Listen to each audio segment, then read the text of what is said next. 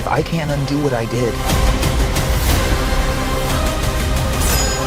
if I can't get back, there might not be a future.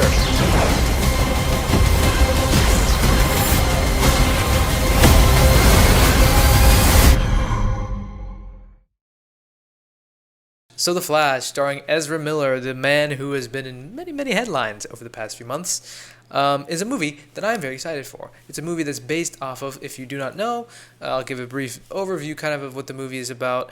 It's The Flash's first theatrical debut, this comic book character of Barry Allen, who gets the powers of superhuman speed. He can run extremely fast.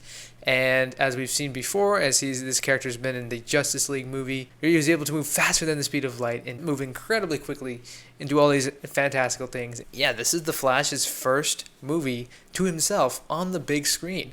So there's a lot riding on this movie for this character who's been around for multiple decades and has a big fan base built around behind him. This movie is based off of the storyline of Flashpoint, which, if you did not know what the Flashpoint storyline is, it's a story where Barry Allen goes back in time to save his mom from dying, which is kind of how the character originated. Like, his origin story is his mom dies, and that's kind of an unsolved mystery, and then when he grows up, he gets struck by lightning in a science accident, and he gets this powers of superhuman speed. In the Flashpoint storyline, he goes back in time to when his mom died to save his mom, and in doing so, he messes up the entire universe because time travel wrecks everything, as we know, and it's a very dangerous thing to mess with. Kids, don't do time travel. Just say no. Stay in school, okay? I know you hear your parents say it all the time, but I'm really serious. Don't do time travel. It really messes up everyone's life. But he goes back in time, saves his mom, and then kind of wrecks everything and starts a new universe. There's a lot of other complicated things involved. He changes the timeline, and then instead of Batman becoming Batman, and as we know, the origin story of Batman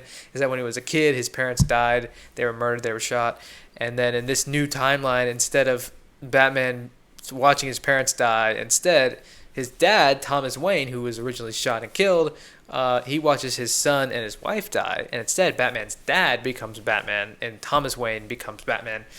And they're kind of basing this off of that, except in the Flash movie, they're using Michael Keaton as Batman. And they're just bringing back Batman from the franchise that started in 1989.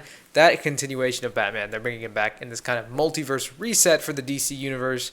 And then James Gunn's going to move ahead with all of his future plans. And we got the Blue Beetle movie coming out, which is also pretty exciting. I think that looks pretty good.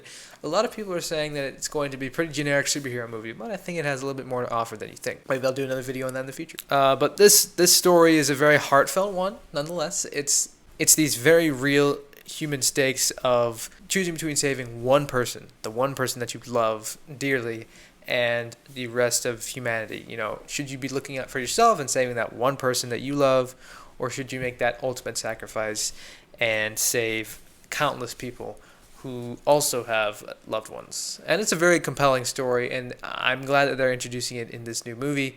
And the thing that really has me interested, I would have thrown this movie away, right?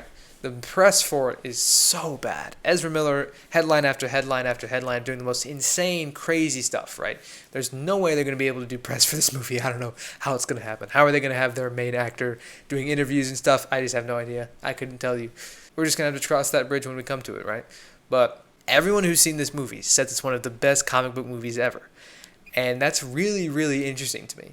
This movie cost $300 million to make, and you know they're spending the extra $100 million to do marketing, and they're doing all this other stuff for marketing for the movie. So instead of just throwing away $300 million, now they're spending like $400 million. It's probably closer to maybe like $450 million. That's a lot of money, but they're not throwing this movie away. DC remains persistent to keep this movie. Now, first of all, it might just be because they're resetting their entire universe, and James Gunn is then going to move ahead with whatever he wants to do next. That's probably why they're not canning this movie. It could also be because this movie has something to offer and a deeper, more emotional message, and DC knows it.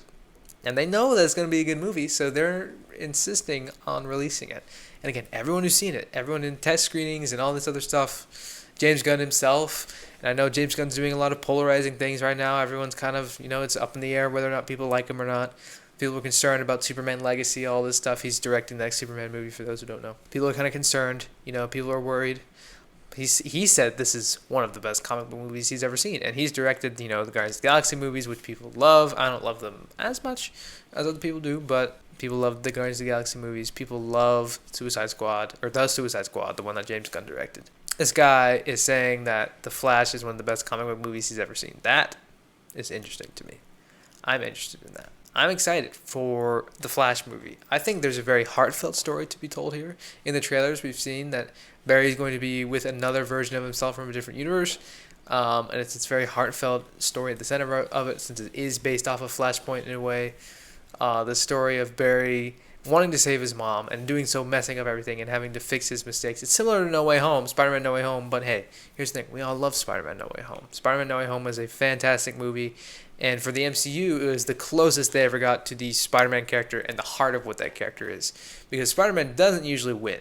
His little victories here and there, but it's mostly an ever-present series of torment, right? Like, he's always in a bad mood. In the comics, he's always, complaining and all that stuff. But Spider-Man No Way Home was such a great movie, and we all loved it. Most of us did. Some people had a few issues with the story and the setup and the premise and all that stuff, but most people love that movie. This is going to be similar to that, and it doesn't seem like there's as many cameos. Like, it isn't as heavily reliant on old characters coming back. I mean, obviously Michael Keaton's coming back. That's obviously a very exciting thing for DC fans, especially, some of the older crowd specifically. But this movie is more, the selling point is we don't know a whole lot of details about what's happening in the movie yet, actually. And, we have Supergirl being introduced, which is another interesting character. It's Superman, but as a girl, There's a lot being introduced in this movie.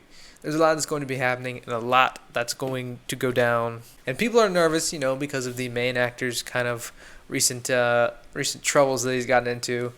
But I think that the beauty of art and cinema in these movies is that you should be able to put aside the real world. And this is just pure escapism. You're escaping the troubles and the pressures of everyday life, and you're going into this world that is similar to ours but different. And you're escaping, and you're watching a character or characters go on a journey. And they have some problems, they have some issues, they have some flaws, and over the course of the movie, they overcome those flaws and they become the better version of themselves. And in this movie, The Flash, it seems to be no different. That's the classic, every movie's like that. But The Flash, I think, really is going to have something interesting to offer in his particular storyline of the Flashpoint storyline adaptation to the big screen. I think it's going to be very heartfelt. I think it's going to be very emotional. I think a lot of people are going to really latch on to this idea and really connect with this movie. Because I don't know how great of an actor Ezra Miller is. I mean, we've seen him in Justice League. We saw him in the Snyder Cut, all these things. But what I do know is that this story has the potential to be very emotional, very heartfelt, very heartwarming, and super fun. And from the trailer, we can already see there's a lot of jokes. There's a lot of cool action. The CGI looks great. So I think it's going to be a great ride. And I think that the people who are skeptical, I think you're going to be a little surprised at how much this movie really has to say and how much it has to offer. So again, I hope I earned your time today. Every second cannot be brought back. So the fact that you chose to watch this video means infinitely more to me than any number of views on it could ever mean. So if you got something out of this video and you found it valuable and enjoyable, then you can let me know in the comments or something. But I really appreciate your time. Thank you for taking the time to hear what I have to say. You can click right here on my face, actually, since I know you're probably tired of seeing it, and click to hear my thoughts on Spider-Man Across the Spider-Verse. And if you like DC, then you might like Marvel too. And hear my thoughts on how Miles Morales is my favorite Spider-Man character of all time. And I hope I'll see you in my next video. Thanks for stopping by.